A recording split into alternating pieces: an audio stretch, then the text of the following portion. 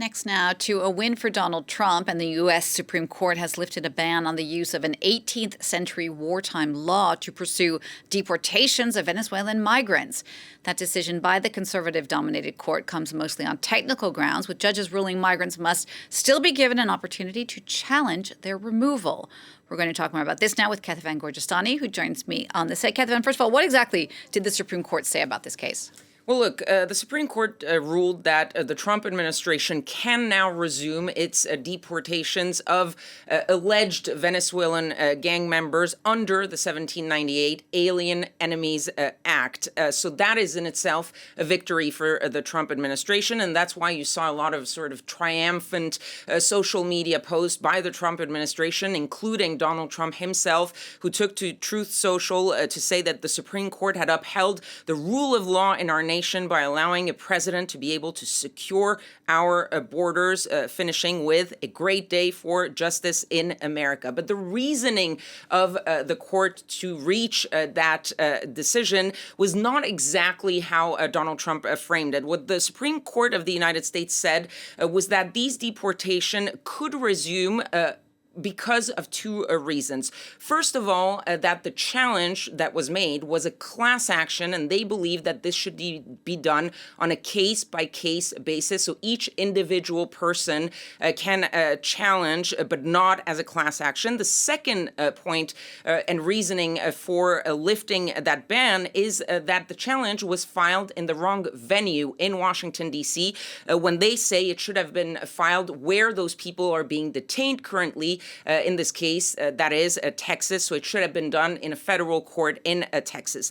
That means that the Supreme Court is actually leaving a small door open for future people to file future lawsuits.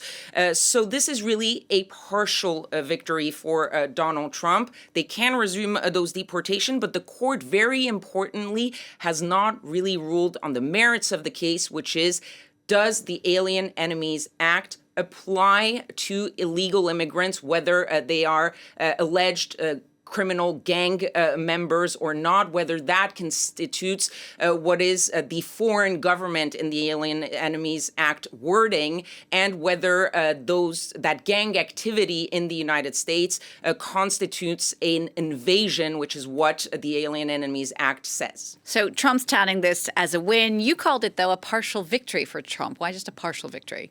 Well, not only did they not rule on the merits of the use of the Alien Enemies Act, but they also said that while the Trump administration gets to use that law for now, that needs to come with some restrictions, some limits. First of all, the detainees need to get a formal notice that they are being targeted and facing deportation under the Alien Enemies Act. And most importantly, what they said and what all 9 judges agreed to, which you can see there, which is a part of the opinion, is that those detainees must be given due process. That includes enough time to seek habeas relief, which means basically that they get to take this up and challenge it in court, challenge their removal in court, for example, by trying to prove, I am not a Venezuelan gang member. And we've seen some of those examples that some people were deported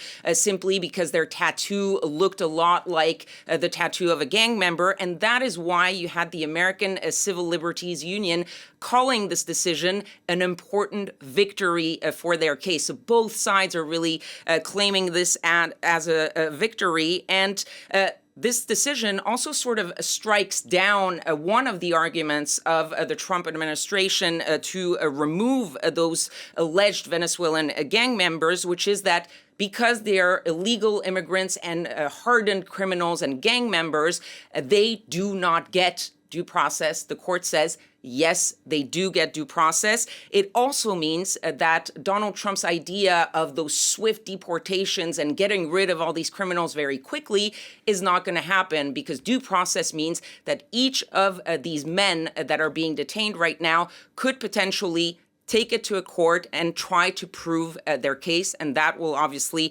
take some time, whether it's to prove that they're not a gang member or to challenge it on the merits, saying this law does not apply in this case because it is not a foreign government. We are not at war. And that question specifically could, in the end, return to the 9 people that you see behind me, the justices of the U.S. Supreme Court. And so this case could actually have to be ruled on again on the merits by the Supreme Court in the future.